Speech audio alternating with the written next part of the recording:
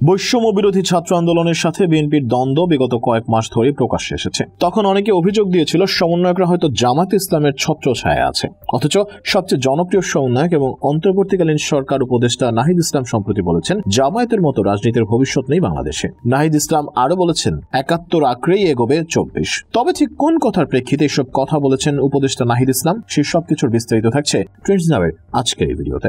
আর কিছুদিন পরেই নতুন রাজনৈতিক দল নিয়ে হাজির হবে গণঅভ্যুত্থানে নেতৃত্ব দেওয়া ছাত্র নেতারা, যেখানে শীর্ষস্থানের সমন্বয়ক নাহিদ ইসলামের থাকার গুঞ্জন আছে। এমনকি খবর ছড়াচ্ছে তিনি দ্রুতই উপদেষ্টা পদ থেকে পদত্যাগের ঘোষণা দিবেন। যদিও নাহিদ ইসলাম এসবের কোনোটাই এখনো নিশ্চিত করেননি, তবে এটা নিশ্চিতভাবে বলা যায় ছাত্র নেতারা এই মাসের মধ্যেই বড়ভাবে নিজেদের রাজনৈতিক দল নিয়ে আবির্ভূত হবেন। অনেকেরই সন্দেহ এই দলটি জামায়াত ইসলামের ঘনিষ্ঠ হয়ে গড়ে উঠতে পারে। তবে উপদেষ্টা নাহিদ ইসলামের সাম্প্রতিক এক সাক্ষাৎকারে ধারণা করা যায় সমন্বয়করা নিজেদের আলাদা এক পরিচয় রাজনৈতিক দল গড়তে চেষ্টা করে যাচ্ছেন। ভারতীয় সাংবাদিক অর্কদেব সম্প্রতি ওপেন প্ল্যাটফর্ম inscript.me-তে উপদেষ্টা নাহিদ ইসলামের একটা সাক্ষাৎকার নিয়েছেন। সেখানে তিনি প্রশ্ন করেছেন, ডিসেম্বরে ভোট হলে জামায়াত, হেফাজত, চরমোনাইর পন্থীরা কত ভোট পাবে? এর জবাবে নাহিদ ইসলাম বলেন, আগের হিসেবে এবার মিলবে না, কেননা দীর্ঘদিন মানুষ ভোটই দিতে পারেনি, প্রচুর নতুন ভোটার এবার। তবে আমার ধারণা জামায়াতের নেতৃত্বে মানুষ আস্থা রাখবে না, তাদের ঐতিহাসিক ভুলগুলো জনগণ মনে রেখেছে। তাছাড়া ইসলামিস্ট রাজনীতিতে মানুষের সমর্থন নেই, এই রাজনীতির ভবিষ্যৎও নেই বাংলাদেশে। বরং তরুণদের দ্বারা পরিচালিত মূলধারার সর্বজনীন ও গণতান্ত্রিক চরিত্রের দলকে মানুষ সমর্থন জানাবে বলেই মনে করি। ৭১-এর ধারাবাহিকতায় ২৪-এর চেতনাকে ধারণ, মুক্তিযুদ্ধে বিরোধী অবস্থানের পরও জাতির কাছে ক্ষমা না চাওয়া জামায়াতে ইসলামীকে অন্তর্ভুক্ত করা প্রসঙ্গে নাহিদ ইসলাম বলেন, ১৯৭১ পরবর্তীতে এতকাল পরেও ইচ্ছে করি জামাত ইস্যুটা প্রাসঙ্গিক করে রাখা হয়েছে। যে কোনো বিরোধিতা বা আন্দোলনকেই জামায়াত শিবির ট্যাগ দেওয়ার প্রবণতা ছিল, তাদের নানাভাবে নির্যাতন করা হয়েছে। জামাতের নেতৃত্ব এখন মুক্তিযুদ্ধকে স্বীকার করেই তাদের বক্তব্য দিচ্ছে। এই অভ্যুত্থানে অংশ নেওয়ার মধ্য দিয়ে জামায়াতের কাফফারা হয়েছে, কিন্তু জামায়াতকে প্রতিশ্রুতি দিতে হবে ৭১ মীমাংসিত বিষয়। এ নিয়ে ভবিষ্যতে তারা রাজনৈতিক বিরোধিতা করবে না, ৭১ বিরোধী অবস্থান নেবে না, এই নিশ্চয়তা তাদের দিতে হবে। এখন মূল নেতৃত্ব ৭১ নিয়ে কথা বলছে না, কিন্তু অনলাইন অ্যাক্টিভিস্টরা নানা কথা বলে বিতর্ক চালাচ্ছে। আবারও বিভাজনের রাজনীতি আমরা দেখতে পাচ্ছি। ৭১ আমাদের ভিত্তি, এটাই শেষ কথা। ৭১-এর পক্ষ বিপক্ষ নির্মাণের রাজনীতি আমরা চাই না। আমরা ৫০ বছর পার করে ফেলেছি, কিছু বিচারও হয়েছে, তা নিয়ে প্রশ্ন আছে, কিন্তু জামায়াত অনুসারীদের ৭১ বিরোধিতার জন্য বিচারের মধ্য দিয়ে যেতে হয়েছে। আওয়ামী লীগের তো এখনো বিচারও হয়নি। আওয়ামী লীগকে পুনর্বাসনের সুযোগ দেওয়ার কিংবা নিষিদ্ধ করার দিকেই এই সরকার এগোবে কিনা এ প্রশ্নে নাহিদ বলেন, কাদের সঙ্গে সংলাপ করব তার তো একটা সীমা আছে। আওয়ামী লীগ বা ছাত্রলীগ সেই ফ্রেমওয়ার্কেই আসে না, ওরা বাকশাল করেছে, জুলাই গণহত্যা ঘটিয়েছে, এখনো পর্যন্ত কোনো অনুশোচনা নেই ওদের। তারা জুলাই বিপ্লবকে স্বীকৃতি দেয়নি, ক্ষমা চাইলে তো পুনর্বিবেচনা।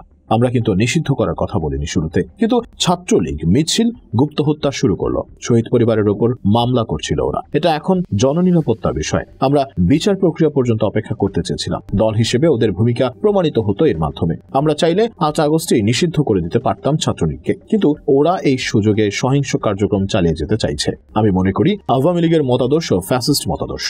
এই মতাদর্শ বাংলাদেশকে পিছিয়ে দিয়েছে। এই মতাদর্শকে আর সুযোগ দেওয়া উচিত না, বাংলাদেশের মানুষ গ্রহণও করবে না। তবে আওয়ামী লীগের যে নেতাকর্মীরা প্রত্যক্ষভাবে দুর্নীতিতে জড়িত ছিলেন না, তাদের নাগরিক অধিকার যাতে ক্ষুণ্ণ না হয় তা দেখতে হবে। আমাদের দেখতে হবে বিরোধী হলেই যেন আওয়ামী লীগ ট্যাগ দিয়ে দেওয়া না হয়, যেমন আগে উল্টো কথা বললেই জামাত শিবির ট্যাগ দিয়ে দেওয়া হতো। আমরা চাই যারা নির্দোষ তারা সমাজে শান্তিতে বসবাসের অধিকার পাক। ধানমন্ডি ৩২ নম্বরের শেখ মুজিবের বাড়িটি ভাঙা কি সরকার আটকাতে পারত না? এর প্রয়োজনীয়তা ছিল কিনা এমন প্রশ্নে নাহিদ ইসলাম বলেন, বাংলাদেশে বিচার প্রক্রিয়া চলমান, আমরা চাইছি দ্রুত নিষ্পত্তি। বিচারে প্রমাণ হয়ে গেলে আন্তর্জাতিকভাবে আমরা এগোতে পারবো। ভারত সরকার শেখ হাসিনা এবং বেশ কিছু আওয়ামী নেতাকে আশ্রয় দিয়েছে, তারা একটা ব্যাখ্যা আমাদের দিয়েছে। তারা বলেছে শেখ হাসিনাকে কোনো রাজনৈতিক কর্মকাণ্ড করতে দেওয়া হবে না, সেই প্রতিশ্রুতি যথাযথ রক্ষা হচ্ছে না। বিচার হওয়ার আগে হাসিনার সব সক্রিয়তার ব্যাপারে আমরা ভারত সরকারকে প্রশ্ন করব। পুলিশ প্রশাসনে আওয়ামী লীগের নিয়োগকৃত লোক থাকা এবং আইনশৃঙ্খলা বাহিনী এখনো যথেষ্ট সক্রিয় না হওয়ার কারণ জানতে চাইলে উপদেষ্টা নাহিদ বলেন, হাসিনার শাসনকালে সব প্রতিষ্ঠানের দলীয়করণ হয়েছে।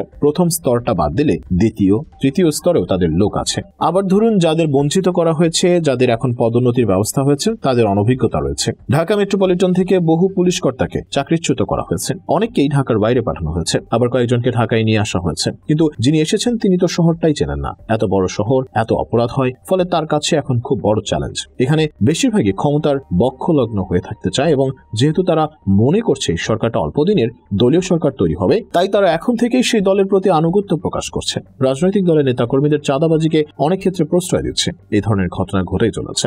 সরকার বা উপদেষ্টারা মব জাস্টিস সমর্থন করছে কিনা এমন প্রশ্নে নাহিদ ইসলাম বলেন, না, করছি না। আপনাকে বুঝতে হবে এটা অভ্যুত্থান পরবর্তী পরিস্থিতি। এই সময় মানুষের মধ্যে সমাজ মনস্তাত্ত্বিক ট্রমা থাকে, তাদের শুশ্রূষা দরকার। স্বাভাবিক হতে সময় লাগবে। আমরা কোনো ঘটনাকে প্রশ্রয় দেইনি। ঢাকা বিশ্ববিদ্যালয়ে যখন গণপিটুনির ঘটনা ঘটেছে, আমরা জড়িতদের গ্রেফতারের ব্যবস্থা করেছি। আমরা সবাইকে সচেতন হতে অনুরোধ করছি। আরেকটা কথা মাথায় রাখবেন, বাংলাদেশ পুলিশ ব্যবস্থা এখনো সক্রিয় নয়, আইনশৃঙ্খলা ব্যবস্থা এখনো স্বাভাবিক নয়। হাসনাত আব্দুল্লাহ ভাঙার কথা বলছেন, বিপরীত উপদেষ্টা মাহফুজ আলম গড়ার কথা বলছেন। এটি কি ক্ষমতার লড়াইয়ের পূর্বাভাস? এমন প্রশ্নে নাহিদ ইসলাম বলেন, মাহফুজ আলম সরকারের জায়গা থেকে দায়িত্বশীল বক্তব্য দিয়েছেন। আবার ভাঙতে না জানলে আমরা গড়তেও পারবো না। ভাঙা গড়ার মধ্য দিয়েই সময়টা যাবে, এটুকুই বলবো। নানা ঘরানার মানুষ ছাত্রদের ব্যানারে এসে জড়ো হয়েছেন, সবাই একমতে হবে না, এটাই স্বাভাবিক। আমরা ৭১ আর ২৪কে ধারণ করেই বাংলাদেশ বিনির্মাণ করতে চাই।